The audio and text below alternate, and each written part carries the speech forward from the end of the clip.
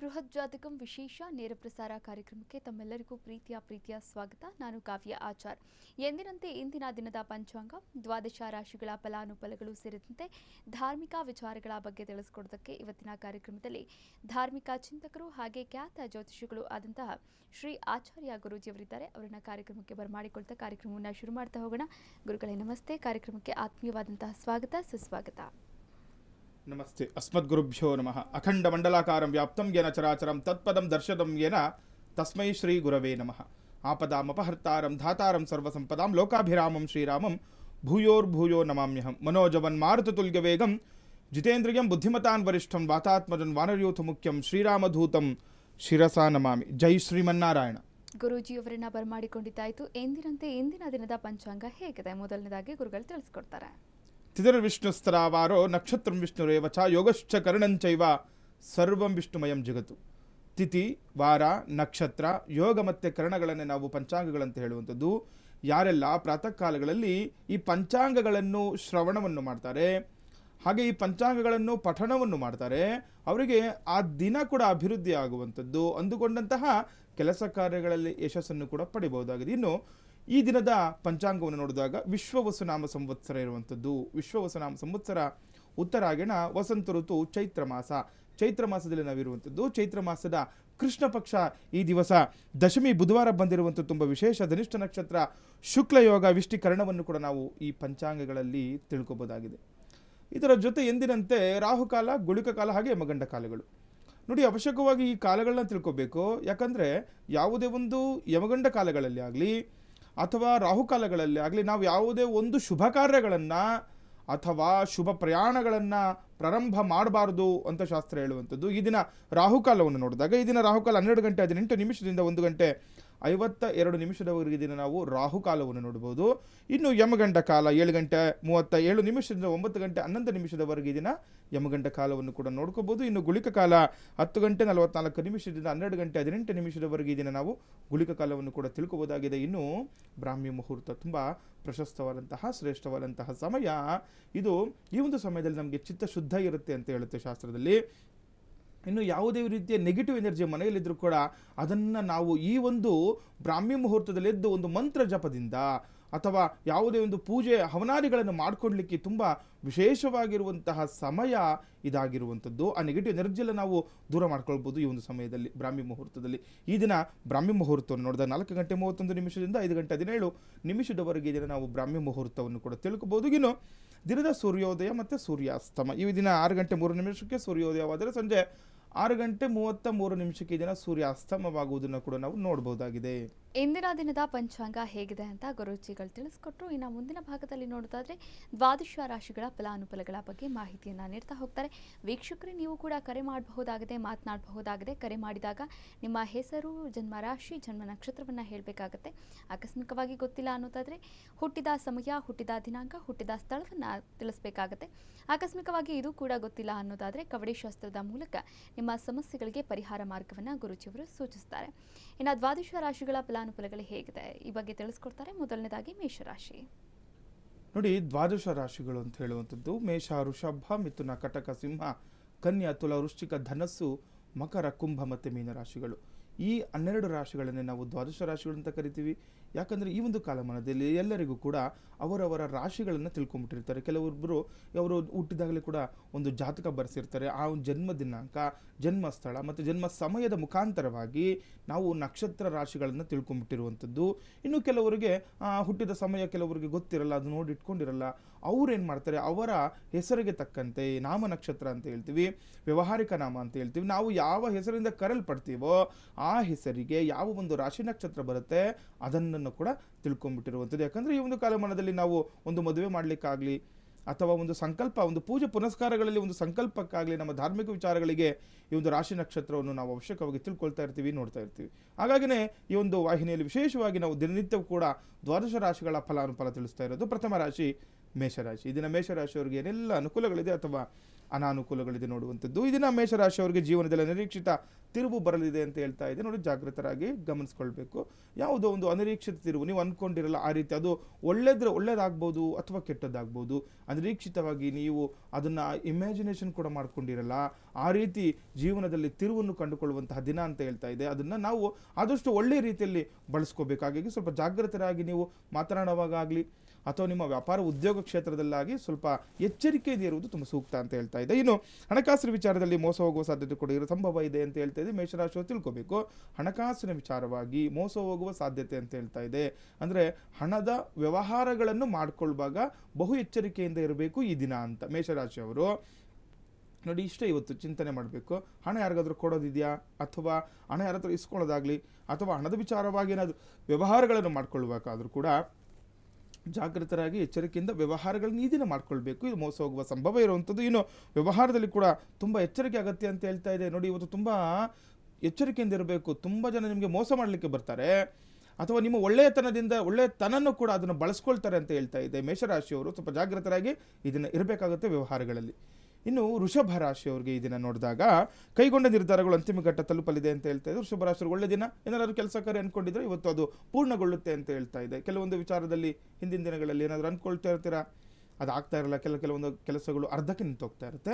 ಆದರೆ ಈ ರೀತಿ ಇವತ್ತು ಹಂಗಾಗಲ್ಲ. ಯಾರಾದರೂ ಕೆಲಸ ಅಂದ್ಕೊಂಡ್ರೆ ಆ ಕೆಲಸ ಪೂರ್ಣಗೊಳಿಸ್ತೀರಾ ಅಂತ ಹೇಳ್ತಾ ಇದೆ ಜಾತಕ ಫಲದಲ್ಲಿ. ಇನ್ನು ಸರ್ಕಾರಿ ನೌಕರಿಗೆ ಕೊಂಚ ವಿಶ್ರಾಂತಿ ದೊರಕುವಂತಹ ಸಂದರ್ಭಗಳು ನೋಡ್ಬೋದು. ಯಾರೆಲ್ಲ ಗೌರ್ಮೆಂಟ್ ಕೆಲಸ ಮಾಡ್ತಾ ಇರ್ತೀರಾ, ತುಂಬ ದಣಿದಿರ್ತೀರಾ, ತುಂಬ ವರ್ಕ್ ಪ್ರೆಷರ್ ಜಾಸ್ತಿ ಇರುವಂಥದ್ದು ಇರುತ್ತೆ, ಇವತ್ತಿನಿಂದ ನಿಮ್ಗೆ ಅನುಕೂಲ ಆಗುವಂಥದ್ದು. ಇವತ್ತು ವಿಶ್ರಾಂತಿ ತಗೊಳ್ಳುವಂತಹ ಸಂದರ್ಭ ಕೂಡ ಎದುರು ನೋಡ್ಬೋದು. ಇನ್ನು ಆರೋಗ್ಯದಲ್ಲಿ ವಿಚಾರದಲ್ಲಿ ಎಚ್ಚರಿಕೆ ವಹಿಸುವುದು ಕೂಡ ಸೂಕ್ತ. ವೃಷಭ ರಾಶಿಯವರು ಯಾರೆಲ್ಲ ಇರ್ತೀರಾ, ಆರೋಗ್ಯದಲ್ಲಿ ಏನಾದರೂ ಏರುಪೇರು ಉಂಟಾಗುವಂಥದ್ದು ಅಥವಾ ಆರೋಗ್ಯ ಸಮಸ್ಯೆ ಇತ್ತು, ಅದಕ್ಕೆ ತಕ್ಕಂತಹ ಪರಿಹಾರಗಳನ್ನು ಈ ದಿನ ಮಾಡ್ಕೊಳ್ಳಿ, ಅನುಕೂಲ ಆಗುವಂಥದ್ದು ವೃಷಭ ರಾಶಿಯವರಿಗೆ. ಇನ್ನು ಮಿಥುನ ರಾಶಿಯವರಿಗೆ ಇದನ್ನು ನಾವು ನೋಡಿದಾಗ, ಮಿಥುನ ರಾಶಿಯವರಿಗೆ ನೀವು ಅಂದುಕೊಂಡ ಕಾರ್ಯಗಳು ತ್ವರಿತಗತಿಯಲ್ಲಿ ಸಾಗುವುದು ಅಂತ ಹೇಳ್ತಾ ಇದೆ ನೋಡಿ. ಮಿಥುನ ರಾಶಿಯವರಿಗೂ ಒಳ್ಳೆ ದಿನ. ಯಾಕಂದರೆ ನೋಡಿ, ನಾವು ಏನಾದರೂ ಒಂದು ಕೆಲಸ ಅಂದ್ಕೊಂಡಿರೋದು ಸ್ವಲ್ಪ ಬೇಗ ಆಗ್ಬಿಡ್ತು ಅಂತಂದರೆ ಅದು ತುಂಬ ವಿಶೇಷವಾಗಿರುತ್ತೆ ಆ ದಿನ ನಮಗೆ. ಆ ರೀತಿಯೇ ಇರುವಂಥದ್ದು.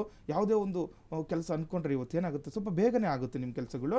ಅನುಕೂಲದ ದಿನ ಅಂತ ಹೇಳ್ಬೋದು. ಕೆಲಸ ಕಾರ್ಯಗಳಲ್ಲಿ ನಿಮ್ಮನ್ನು ನೀವು ತೊಡಗಿಸ್ಕೊಳ್ಳಿ, ಅನುಕೂಲ ಆಗುತ್ತೆ. ಇನ್ನು ಕಟ್ಟಡ ಕಾಮಗಾರಿ ಕೆಲಸಗಾರರಿಗೆ, ಇಂಜಿನಿಯರ್ಸ್ಗಳಿಗೆ ಉತ್ತಮ ಅಂತ ಹೇಳುವಂಥದ್ದು. ಯಾರೆಲ್ಲ ಕಟ್ಟಡ ಕಾಮಗಾರಿಗಳು ಮಾಡ್ತಾ ಇರ್ತಾರೆ, ಇಂಜಿನಿಯರ್ಸ್ ಇರ್ತಾರೆ, ಅವ್ರಿಗೂ ಕೂಡ ಒಳ್ಳೆಯ ದಿನ ಅಂತ ಹೇಳ್ಬೋದು. ಇನ್ನು ಸಾಲ ಮರುಪಾವತಿ ಆಗುವಂತಹ ಸಂದರ್ಭ ಕೂಡ ಇವತ್ತು ನೋಡ್ಬೋದು. ಮಿಥುನ ರಾಶಿಯವರಿಗೆ ಸಾಲ ಏನಾದರೂ ತಗೊಂಡಿದ್ರು ಕೂಡ ಅದು ಮರುಪಾವತಿ ಮಾಡುವಂತಹ ಸನ್ನಿವೇಶ ಕೂಡ ಈ ದಿನ ಎದುರು ನೋಡ್ಬೋದು ಮಿಥುನ ರಾಶಿಯವರು. ಇನ್ನುಳಿದ ರಾಶಿಗಳ ಫಲಾನುಫಲಗಳ ಬಗ್ಗೆ ಗುರುಜಿಯವರು ಮಾಹಿತಿಯನ್ನ ನೀಡ್ತಾ ಹೋಗ್ತಾರೆ. ಅದಕ್ಕೂ ಮೊದಲು ಒಂದು ಕರೆ ಸಿದ್ಧವಾಗಿದೆ. ನಮಸ್ತೆ, ಎಲ್ಲಿಂದ ಕರೆ ಮಾಡ್ತಾ ಇದ್ದೀರಾ? ತಮ್ಮ ಹೆಸರು? ವಿದ್ಯಾ ಅಂತ, ಬೆಂಗಳೂರಿಂದ ಮೇಡಮ್. ಯಾರ ಬಗ್ಗೆ ಕೇಳಬೇಕಾಗಿತ್ತು ವಿದ್ಯಾ? ಮಗಳ ಬಗ್ಗೆ ಕೇಳಬೇಕಾಯ್ತು. ಮಗಳ ಹೆಸರು? ಭೂಮಿ ಅಂತ. ಅವರ ಡೇಟ್ ಆಫ್ ಬರ್ತ್? 12/12/2007 ಮೇಡಮ್. 12/12/2007. ಹುಟ್ಟಿದ ಸಮಯ? ಸಂಜೆ 6:25. ಸಂಜೆ 6:25. ಹುಟ್ಟಿದ ಸ್ಥಳ? ಬೆಂಗಳೂರೇ ಮೇಡಮ್. ಬೆಂಗಳೂರು. ಯಾವ ವಿಚಾರವಾಗಿ ಕೇಳಬೇಕಾಗಿತ್ತು? ಎಜುಕೇಶನ್ ಬಗ್ಗೆ ಕೇಳಬೇಕಾಯ್ತು. ಗುರುಜಿಯವರಿದ್ದಾರೆ, ಮಾತನಾಡಿ ಮಾ. ನಮಸ್ಕಾರ ಗುರುಜಿ. ನಮಸ್ತೆ ಅಮ್ಮ. ಏನು ಬಗ್ಗೆ ಕೇಳಬೇಕಾಯ್ತು? ಎಜುಕೇಶನ್ ಹೇಗಿದೆ ಅಂತ ಕೇಳಬೇಕಾಯ್ತು ಗುರುಜಿ. ಸೆಕೆಂಡ್ PUC ಆಗಿದೆ, ನೆಕ್ಸ್ಟ್ DCA ತಾಂಡಿದ್ದಾಳೆ, ಮುಂದೆ ಎಜುಕೇಶನ್ ಎಲ್ಲ ಹೇಗಿದೆ ಅಂತ. ನೋಡಿ, ನಾವು ಎಜುಕೇಷನ್ ಅಂತ ನೋಡಿದಾಗ ನಾವು ಬೃಹಸ್ಪತಿ ಅಂದರೆ ಗುರುಗ್ರಹವನ್ನು ನೋಡ್ತೀವಿ ನೋಡಿ. ಲಾಭಸ್ಥಾನದಲ್ಲಿ ಗುರು ಇರೋದ್ರಿಂದ ಎಜುಕೇಷನಲ್ಲಿ ತುಂಬ ವಿಶೇಷವಾಗಿರುವಂಥದ್ದು. ಮಗು ತುಂಬ ಚೆನ್ನಾಗಿ ಓದ್ತಾ ಇದೆ ಅಂದರೆ ನೋಡಿ, ಈಗ ಒಂದು 10th ಸಂದರ್ಭದಲ್ಲಿ ಸ್ವಲ್ಪ ಕಷ್ಟದ ವಾತಾವರಣ ಇರುತ್ತೆ. ಅಂದರೆ ಇಂದಿನ 2 ವರ್ಷಗಳ ಕಾಲದಲ್ಲಿ ಸ್ವಲ್ಪ ಏನಾಗುತ್ತೆ, ಈಗ ನೀಚ ಗ್ರಹಗಳ ದೃಷ್ಟಿ ಮತ್ತು ದಶಾಭುಕ್ತಿ ಫಲಗಳು ನೋಡಿದಾಗ ಸ್ವಲ್ಪ ಕಷ್ಟ ಆಗಿರುವಂಥದ್ದು. ಈಗ ಗುರು ಬದಲಾವಣೆ ಆಗುತ್ತಮ್ಮ. ಮುಂದಿನ ತಿಂಗಳು ಗುರು ಬದಲಾವಣೆಯಿಂದ ಏನಾಗುವಂಥದ್ದು, ಮಗುವಿನ ಜಾತಕ ಪ್ರಕಾರವಾಗಿ ಮುಂದಿನ ಎಜುಕೇಷನಲ್ಲಿ ತುಂಬ ಉನ್ನತ ಮಟ್ಟಕ್ಕೆ ಹೋಗುವಂಥದ್ದು, ಉತ್ತಮವಾಗಿರುವಂಥದ್ದು. ನೋಡಿ, ಆ ಮಗುಗೆ ಯಾವ ರೀತಿ ಒಂದು ಎಜುಕೇಷನ್ ಕೊಡಿಸ್ಬೇಕು ಅಂದ್ಕೊಂಡಿದ್ರೆ ಕೆಲವರು ಇದರಲ್ಲಿ ಏನು ಅಂತ ಇರುವಂಥದ್ದು, ಈ ಕಂಪ್ಯೂಟರ್ಗೆ ಸಂಬಂಧಪಟ್ಟಂಥದ್ದು ನೋಡಿದಾಗ ಅನುಕೂಲ ಆಗುತ್ತಮ್ಮ. ಇವ್ರ ಜಾತಕ ಪ್ರಕಾರ ಈ ಕಂಪ್ಯೂಟರ್ಗೆ ಸಂಬಂಧಪಟ್ಟಂತಹ ಎಜುಕೇಷನಲ್ಲಿ ಮಗುವಿಗೆ ಉನ್ನತ ಮಟ್ಟಕ್ಕೆ ಹೋಗಲಿಕ್ಕೆ ಅನುಕೂಲ ಆಗುತ್ತೆ. ಅದನ್ನು ಮಾಡಿಸ್ಕೊಳ್ಳಿ, ಅನುಕೂಲ ಆಗುತ್ತಮ್ಮ. ಕರೆ ಮಾಡಿದ್ದಕ್ಕಾಗಿ ಧನ್ಯವಾದಗಳು. ಹೆಚ್ಚಿನ ಮಾಹಿತಿ ಬೇಕಾದಲ್ಲಿ ಗುರುಜಿಯವರ ಫೋನ್ ನಂಬರ್ಗೆ ಕರೆ ಮಾಡಬಹುದಾಗಿದೆ. ಹೆಚ್ಚಿನ ಮಾಹಿತಿಯನ್ನು ಕೂಡ ಪಡೆದುಕೊಳ್ಳಬಹುದಾಗಿದೆ. ಇನ್ನು ಕರ್ಕಾಟಕ ರಾಶಿಯ ಭವಿಷ್ಯ ಏನಿದೆ ಈ ದಿನದ್ದು ಗುರುಗಳೇ ಈ ಬಗ್ಗೆ ತಿಳಿಸೋದಾದ್ರೆ. ನೋಡಿ, ಮುಂದಿನ ರಾಶಿ ಕಟಕ ರಾಶಿ. ಇದನ್ನ ಕಟಕ ರಾಶಿಯವ್ರಿಗೆ ಏನೆಲ್ಲ ಅನುಕೂಲಗಳಿದೆ ಅಥವಾ ಅನಾನುಕೂಲಗಳಿದೆ ನೋಡುವಂಥದ್ದು. ಇದನ್ನ ನೀವು ಹಮ್ಮಿಕೊಂಡ ಕೆಲಸ ಕಾರ್ಯಗಳಲ್ಲಿ ಅಲ್ಪ ಹಿನ್ನಡೆ ಕಾಣುವಿರಿ ಅಂತ ಹೇಳ್ತೀರಿ. ಯಾರೆಲ್ಲ ಕಟಕ ರಾಶಿಗಳು ಇರ್ತೀರಾ, ಇವತ್ತು ಏನಾದರೂ ಕೆಲಸ ಕಾರ್ಯ ಅನ್ಕೊಂಡಿದ್ರೆ ನೋಡಿ, ಕಟಕ ರಾಶಿಯವರು ಜಾಗೃತರಾಗಿ ಗಮನಿಸ್ಕೊಳ್ಬೇಕು. ಸ್ವಲ್ಪ ಹಿನ್ನಡೆ ಆಗುತ್ತೆ ಅಂತ, ಅಂದ್ರೆ ತಡವಾಗ್ಬೋದು ಕೆಲಸ ಕಾರ್ಯದಲ್ಲಿ, ಅಥವಾ ಯಾವುದೊಂದು ತುಂಬಾ ಆಸೆ ಪಟ್ಟು ಕೆಲಸ ಮಾಡ್ತಾ ಇರ್ತೀರ, ಅದು ಕೆಲಸ ಆಗಲ್ಲ ಅಂತ ಹೇಳುವಂಥದ್ದು. ಹಾಗಾಗಿ ಸ್ವಲ್ಪ ಜಾಗೃತಿಯಿಂದ ಎಚ್ಚರಿಕೆಯಿಂದ ಇರಬೇಕಾಗುತ್ತೆ. ಇನ್ನು ಸಾಮಾಜಿಕ ಮತ್ತು ರಾಜಕೀಯ ಕ್ಷೇತ್ರದಲ್ಲಿ ಇರುವವರಿಗೂ ಕೂಡ ಟೀಕೆಗಳು ಎದುರಾಗುವಂಥದ್ದು. ಯಾರೆಲ್ಲ ಕರ್ಕಾಟಕ ರಾಶಿಯವರು ಸಾಮಾಜಿಕವಾಗಿ ಬೆಳೆಯಬೇಕು ಅನ್ಕೊಳ್ತಾ ಇರ್ತೀರಾ, ಇನ್ನು ರಾಜಕೀಯವಾಗಿ ನೀವು ತೊಡಗಿಸ್ಕೊಂಡಿರ್ತೀರ, ಅಂಥವ್ರಿಗೆ ಈ ದಿನ ಟೀಕೆಗಳು ಬರುತ್ತೆ ಅಂತ ಹೇಳ್ತಾ ಇದೆ. ಯಾಕಂದರೆ ಯಾವ ಜನಗಳ ಮಧ್ಯೆ ಇರೋರ್ಗೆ ಸಾಮಾನ್ಯವಾಗಿ ಟೀಕೆಗಳನ್ನ ಅದನ್ನು ಎದುರಿಸಲೇಬೇಕಾಗುತ್ತೆ. ಈ ದಿನ ಅದು ಹೆಚ್ಚಾಗುವಂಥದ್ದು. ಹಾಗಾಗಿ ಸ್ವಲ್ಪ ಜಾಗೃತರಾಗಿರಬೇಕು ಕರ್ಕಾಟಕ ರಾಶಿಯವರು. ಇನ್ನು ಸಿಂಹರಾಶಿಯವರಿಗೆ ನೋಡಿದಾಗ ನೀವು ತೆಗೆದುಕೊಳ್ಳುವ ಗಟ್ಟಿ ನಿರ್ಧಾರ ಮುಂದೆ ಅನುಕೂಲ ಆಗುತ್ತೆ ಅಂತ ಹೇಳ್ತಾ ಇದೆ. ಯಾರಲ್ಲಿ ಸಿಂಹರಾಶಿಗಳು ಇರ್ತೀರಾ, ಇವತ್ತು ಏನೋ ಒಂದು ಕೆಲಸ ಆಗಬೇಕು ಅಂದ್ಕೊಂಡಿದ್ರೆ ಇವತ್ತು ಗಟ್ಟಿ ನಿರ್ಧಾರ ಮಾಡಿ ಅಂತ ಹೇಳ್ತಾ ಇದೆ. ಮುಂದಿನ ದಿನಗಳಲ್ಲಿ ಅದನ್ನು ಯಶಸ್ಸನ್ನು ಕಾಣ್ಬೋದು. ನೋಡಿ, ಯಾವುದೇ ವಿಚಾರದಲ್ಲೇ ಆಗಲಿ, ಒಂದು ಎಜುಕೇಷನ್ ವಿಚಾರದಲ್ಲಿ ಆಗಲಿ, ಅಥವಾ ನೀವು ಕುಟುಂಬದಲ್ಲಿ ಕೆಲವೊಬ್ರು ಇರ್ತಾರೆ, ಅಂದ್ಕೊಂಡಿರ್ತಾರೆ ಮನೆ ಕಟ್ಟಬೇಕು ಅಂತನೋ, ಅಥವಾ ಒಂದು ಜಾಗ ತಗೋಬೇಕು, ಒಂದು ನಿವೇಶನ ಖರೀದಿ ಮಾಡಲಿಕ್ಕೇನೋ ತುಂಬ ದಿನದಿಂದ ಕನಸು ಕಟ್ಕೊಂಡಿರ್ತಾರೆ. ಇವತ್ತು ನಿರ್ಧಾರ ಮಾಡಿ ನೋಡಿ. ತುಂಬ ವಿಶೇಷವಾಗಿರುವಂಥ ದಿನ, ದಶಮಿ ಬುಧವಾರ ಬಂದಿರುವಂಥದ್ದು. ವಿಷ್ಣು ಆರಾಧನೆ ಮಾಡ್ಕೊಳ್ಳುವವರು, ವಿಷ್ಣುವಿಗೆ ಒಂದು ತುಳಸಿ ಅರ್ಚನೆ ಮಾಡ್ಕೊಳ್ತಾ ಒಂದು ನಿರ್ಧಾರವನ್ನು ಮಾಡಿ ಮುಂದಿನ ದಿನಗಳಲ್ಲಿ ಅದರಿಂದ ಫಲವನ್ನು ಕೂಡ ಪಡಿಬೋದಾಗಿದೆ ಸಿಂಹರಾಶಿಯವರು. ನೀವು ಎಷ್ಟೇ ತಾಳ್ಮೆಯಿಂದ ಇರುತ್ತೀರೋ ಅಷ್ಟು ನಿಮಗೆ ಒಳ್ಳೆಯದಾಗುವುದು ಅಂತ ಹೇಳ್ತಾ ಇದ್ದರು. ಜೊತೆ ನೋಡಿ, ತಾಳ್ಮೆ ತುಂಬ ವಿಶೇಷವಾಗಿರುವಂಥದ್ದು ಇವತ್ತು ಸಿಂಹರಾಶಿಯವರಿಗೆ. ಸಡನ್ ಆಗಿ ಏನೋ ಗುರುಗಳೇನೋ ಹೇಳ್ಬಿಟ್ರು ಅಂತ ಏನೋ ನಿರ್ಧಾರ ಮಾಡುವಂಥದ್ದಲ್ಲ. ತಾಳ್ಮೆಯಿಂದ ಯೋಚನೆ ಮಾಡಿ ಕೆಲಸ ಕಾರ್ಯಗಳನ್ನು ದಿನ ಮಾಡ್ಕೊಳ್ಬೇಕು ಅಂತ ಹೇಳ್ತಾ ಇದೆ ಜಾತಕ ಫಲದಲ್ಲಿ. ಹಾಗಾಗಿ ಅಥವಾ ಏನೋ ಒಂದು ಕೆಲಸ ಕಾರ್ಯ ಕೂಡ ತ್ವರಿತಗತಿಯಲ್ಲಿ ಸಾಗಬೇಕು ಅನ್ಕೋಬಾರ್ದು. ನಿಧಾನ ಆಗಲಿ, ಪರವಾಗಿಲ್ಲ, ತಾಳ್ಮೆಯಿಂದ ಮನಸ್ಸಿಟ್ಟು ಕೆಲಸ ಕಾರ್ಯಗಳನ್ನು ಮಾಡ್ಕೊಳ್ಳಿ. ಸಿಂಹರಾಶಿಯವ್ರಿಗೆ ಅನುಕೂಲ ಆಗುವಂಥದ್ದು ಈ ದಿನ. ಇನ್ನು ಕನ್ಯಾ ರಾಶಿಯವರಿಗೆ ನೋಡಿದಾಗ ಕೆಲಸ ಕಾರ್ಯಗಳಲ್ಲಿ ಮಂದ ಪ್ರಗತಿ ಉಂಟಾಗುತ್ತೆ ಅಂತ ಹೇಳ್ತಾರೆ. ಕನ್ಯಾ ರಾಶಿಯವ್ರಿಗೂ ಕೂಡ ಇವತ್ತು ಮಾಡುವಂತಹ ಕೆಲಸ ಕಾರ್ಯಗಳಲ್ಲಿ ಮಂದಗತಿ, ನಿಧಾನವಾಗಿ ಕೆಲಸ ಆಗುತ್ತೆ, ಆದರೆ ಕೆಲಸದಲ್ಲಿ ಯಶಸ್ಸನ್ನು ಕಾಣ್ತೀರಾ. ಇನ್ನು ಅವಸರದಿಂದ ಯಾವುದೇ ಕಾರ್ಯಗಳನ್ನು ಮಾಡಬಾರ್ದು ಅಂತ ಹೇಳ್ತಾ ಇದೆ. ಅವಸರವಾಗಿ ಇವತ್ತು ಆಗಲೇಬೇಕು ಕೆಲಸ ಅಂತ ಮಾಡಕ್ಕೆ ಹೋಗ್ಬಾರ್ದು, ನಿಧಾನವಾಗಿ ಆಗಲಿ, ಯಶಸ್ಸನ್ನು ಕಾಣ್ತೀರಾ. ತ್ವರಿತಗತಿಯಲ್ಲಿ ಯಾವುದೇ ಕೆಲಸ ಆಗಲ್ಲ ಅಂತ ಹೇಳ್ತಾ ಇರುವಂಥದ್ದು. ಇನ್ನು ಅನಾವಶ್ಯಕ ಖರ್ಚುಗಳ ಮೇಲೆ ಹಿಡಿತಾ ಇರಬೇಕಾಗುತ್ತೆ. ಕನ್ಯಾ ರಾಶಿಯವರು ಯಾರಿದ್ದೀರಾ ಗಮನಿಸ್ಕೊಳ್ಳಿ. ಅನಾವಶ್ಯಕ ಖರ್ಚು ನೋಡಿ, ಬೇಕಾಗದಿರೋ ಕೆಲಸ ಕಾರ್ಯಗಳಲ್ಲಿ ದುಡ್ಡು ಹಾಕುವಂಥದ್ದು ಅಥವಾ ವೃಥಾ ಹಣವನ್ನು ವ್ಯಯ ಮಾಡುವಂಥದ್ದು, ಇದನ್ನೆಲ್ಲ ನೀವೇನು ಮಾಡಬೇಕು, ಈ ದಿನ ಹಣ ವ್ಯರ್ಥ ಮಾಡುವಂಥದ್ದು ನಿಲ್ಲಿಸಬೇಕು ಅಂತ ಹೇಳ್ತೀರಿ ಜಾತಕ ಬಲದಲ್ಲಿ. ಕೆಲವರು ಹೇಳ್ತಾ ಇರ್ತಾರೆ, ನಮ್ಮ ಮನೇಲಿ ಹಿರಿಯರಿದ್ದರೆ ಇವ್ರಿಗೆ ಎಷ್ಟು ಕೊಟ್ಟರು ಹಣ ಕೈಯಲ್ಲಿ ನಿಲ್ಲಲ್ಲ ಅಂತ. ಆ ರೀತಿ ಇವತ್ತು ಮಾಡಬಾರ್ದು. ಕನ್ಯಾ ರಾಶಿಯವರು ಹಣವನ್ನು ಕೂಡಿಡುವಂತಹ ಕೆಲಸ ಮಾಡಿ ಅನುಕೂಲ ಆಗುವಂಥದ್ದು ಕನ್ಯಾ ರಾಶಿಯವರಿಗೆ. ಈ ದಿನದ ಕನ್ಯಾ ರಾಶಿಯ ಫಲಾನುಫಲ ಹೇಗಿದೆ ಅಂತ ಗುರುಜಿಯವರು ತಿಳಿಸ್ಕೊಟ್ರು. ಇನ್ನು ಶುಭ ಕೈಕರ್ಯಗಳಿಗಾಗಿ, ಶುಭ ಕಾರ್ಯಗಳಿಗಾಗಿ ಜಪ, ತಪ, ಹೋಮ, ಹವನ, ಹಾಗೆ ಮದುವೆ, ನಿಶ್ಚಿತಾರ್ಥ, ನಾಮಕರಣದ ಮುಹೂರ್ತಗಳಿಗಾಗಿ, ಶುಭ ಮುಹೂರ್ತಗಳಿಗಾಗಿ ನೀವು ಕೂಡ ಗುರುಜಿಯವರನ್ನು ನೇರವಾಗಿ ಭೇಟಿ ಮಾಡಬಹುದಾಗಿದೆ. ಇದೇ ಬೆಂಗಳೂರಿನ ಅಂಚಿಪಾಳ್ಯದಲ್ಲಿ ಗುರುಜಿಯವರ ಕಚೇರಿ ಇದೆ, ನೇರವಾಗಿ ಭೇಟಿ ಮಾಡಬಹುದು. ಹಾಗೆ ಸ್ಕ್ರೀನ್ ಮೇಲೆ ಕಾಣಿಸ್ತಾ ಇರುವಂತಹ ಗುರುಜಿಯವರ ನಂಬರ್ಗೆ ಕರೆ ಮಾಡಿ ಅವರ ಅಡ್ರೆಸ್ ಹಾಗೆ ಯಾವುದೇ ಒಂದು ವಿಚಾರದ ಒಂದು ಮಾಹಿತಿಯ ಬಗ್ಗೆ ತಿಳಿದುಕೊಳ್ಳಬಹುದಾಗಿದೆ. ಮತ್ತೊಂದು ಕರೆ ಸಿದ್ಧವಾಗಿದೆ. ನಮಸ್ತೆ, ಎಲ್ಲಿಂದ ಕರೆ ಮಾಡ್ತಾ ಇದ್ದೀರಾ? ತಮ್ಮ ಹೆಸರು? ನಮ್ದು ಕನಕಗಿರಿಯಿಂದ. ಕೇಳಿಸ್ತಾ ಇಲ್ಲ, ಸ್ವಲ್ಪ ಜೋರಾಗಿ ಮಾತಾಡಿ. ಕನಕಗಿರಿಯಿಂದ. ಯಾರ ಬಗ್ಗೆ ಕೇಳಬೇಕಾಗಿತ್ತು? ಮಗನ ಬಗ್ಗೆ ಕೇಳಿದೆ. ಮಗಳ ಹೆಸರು? ಮಗನ ಸರ್, ಮಗ. ಓಕೆ, ಮಗನ ಹೆಸರು? ಗಿರೀಶ್. ಗಿರೀಶ್. ಅವರ ಡೇಟ್ ಆಫ್ ಬರ್ತ್ ಗೊತ್ತಿದೆಯಾ? 29/8/1995. 29/8/95. ಹುಟ್ಟಿದ ಸಮಯ? ಸಮಯ 11ರಿಂದ 12. ಪರ್ಟಿಕ್ಯುಲರ್ ಟೈಮ್ ಗೊತ್ತಿಲ್ವಾ? ಅಂದ್ರೆ ಪರ್ಟಿಕ್ಯುಲರ್ ಸರ್, 11ರಿಂದ 12. ಅದು ಹೆರಿಗೆ ಆದಾಗ 12 ಗಂಟೆ ಆಯ್ತು. ಸರಿ, ಓಕೆ. ಇನ್ನು ಹುಟ್ಟಿದ ಸ್ಥಳ? ಅದು ತಾಯಿ ತೋರ್ ಮನೆ ಬಸಗೇರಿ ಅಂತ. ಯಾವ ವಿಚಾರವಾಗಿ ಕೇಳಬೇಕಾಗಿತ್ತು? ಮದುವೆ ಬಗ್ಗೆ ಕೇಳಬೇಕಾಯ್ತು. ಗುರುಜಿಯವರು ಇದ್ದಾರೆ, ಮಾತನಾಡಿ. ನಮಸ್ತೆ ಸರ್, ಅದು 11ರಿಂದ 12 ಬೆಳಿಗ್ಗೆನಾ ಸಂಜೆನಾ? ಸರ್, ಬೆಳಿಗ್ಗೆ, ಮಂಗಳವಾರ. ಮದುವೆ ವಿಚಾರ ನೋಡ್ತಾ ಇದ್ದೀರಾ? ಹಸ್ತ ನಕ್ಷತ್ರ, ಕನ್ಯಾ ರಾಶಿ, ಮದುವೆ ವಿಚಾರ. ಕುಜದೋಷ ಇದೆ ಅಂತ ಯಾರಾದ್ರೂ ಹೇಳಿದ್ರೆ ಜಾತಕ ತೋರಿಸಿದ್ರೆ ಎಲ್ಲಾದ್ರೂ? ಜಾತಕ ತೋರಿಸಿದ್ರು ಸರ್. ಕುಜದೋಷಕ್ಕೆ ಏನಾದರೂ ಸಂಬಂಧಪಟ್ಟಂತ ಪೂಜೆ ಏನಾದರೂ ಮಾಡ್ಕೊಂಡಿದ್ರಾ? ಮಾಡಿಸಿವಿ ಸರ್. ನೋಡಿ, ರಾಹು ದಶೆ ನಡೀತಾ ಇತ್ತು 2024ವರೆಗೂ ಕಷ್ಟ ಇತ್ತು. ನೋಡಿ, ಇವಾಗ 2020ರಿಂದ ಗುರುದಶೆ ಇದೆ ಮಗನಿಗೆ. ಈ ವರ್ಷ ನೋಡಿ ಹೆಣ್ಣು ನೋಡಿ ಮದುವೆ ಆಗುತ್ತೆ, ಏನು ಜಾಸ್ತಿ ತಲೆ ಕೆಡಿಸ್ಕೋಬೇಡಿ. ಆದರೆ ರಾಹು ಬೃಹಸ್ಪತಿ ಸಂಧಿಶಾಂತಿ ಅಂತ ಇರುತ್ತೆ ನೋಡಿ. ಒಳ್ಳೆಯ ಸಮಯದಲ್ಲಿ ಕಾಲ್ ಮಾಡಿದ್ದೀರಾ ನೀವು. ರಾಹು ಬೃಹಸ್ಪತಿ ತಿಳ್ಕೊಬೇಕಿದ್ದೀರಾ. ಯಾರಾದರೂ ನಿಮ್ಗೆ ಅಕ್ಕಪಕ್ಕ ನೀವು ಪುರೋಹಿತರಿದ್ದರೆ ನೀವು ಅಲ್ಲಿ ಕೇಳಿ ಒಂದು ರಾಹು ಬೃಹಸ್ಪತಿ ಸಂಧಿಶಾಂತಿ ಅಂತ. ಅಂದರೆ ನೋಡಿ, ರಾಹುವಿನ ದಶಾಭುಕ್ತಿ ಕಳೆದು ಬೃಹಸ್ಪತಿ ಗುರುವಿನ ದಶಾಭುಕ್ತಿ ನಡೀತಾ ಇದೆ. ಅಂದರೆ ಈಗ ಮಗಂದು ಗುರು ಗುರುದಶೆ ಅಂತ ಹೇಳ್ತಾರೆ ನೋಡಿ, ಸಾಮಾನ್ಯವಾಗಿ ನೀವು ಶುಕ್ರ ದಶೆ ಆ ರೀತಿಯಲ್ಲಿ ಹೇಳ್ತಾ ಇರ್ತೀವಲ್ಲ, ಆ ರೀತಿ ಗುರುದಶೆ ಇವಾಗ ಈ ವರ್ಷದಿಂದ ಪ್ರಾರಂಭ ಆಗುವಂಥದ್ದು. ಹಾಗಾಗಿ ನೀವು ಈ ವರ್ಷ ಒಂದು ಈಗ ಈ ತಿಂಗಳಲ್ಲಿ ಅಥವಾ ಮುಂದಿನ ತಿಂಗಳಲ್ಲಿ ನೀವು ಈ ರಾಹು ಬೃಹಸ್ಪತಿ ಸಂಧಿ ಶಾಂತಿ ಮಾಡ್ಕೊಳ್ಳಿ.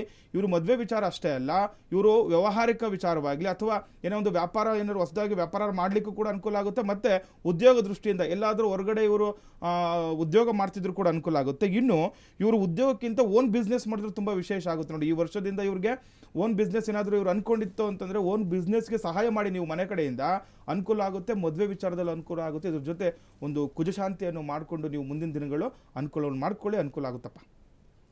ವೀಕ್ಷಕರೇ, ಇನ್ನುಳಿದ ರಾಶಿಗಳ ಫಲಾನುಫಲಗಳು ಹೇಗಿದೆ ಗುರುಜಿಯವರು ತಿಳಿಸ್ಕೊಡ್ತಾರೆ. ನೋಡಿ, ಮುಂದಿನ ರಾಶಿ ತುಲಾರಾಶಿ. ದಿನ ತುಲಾರಾಶಿಯವರಿಗೆ ಏನೆಲ್ಲ ಅನುಕೂಲಗಳಿದೆ ಅಥವಾ ಅನಾನುಕೂಲಗಳಿದೆ ನೋಡುವಂಥದ್ದು.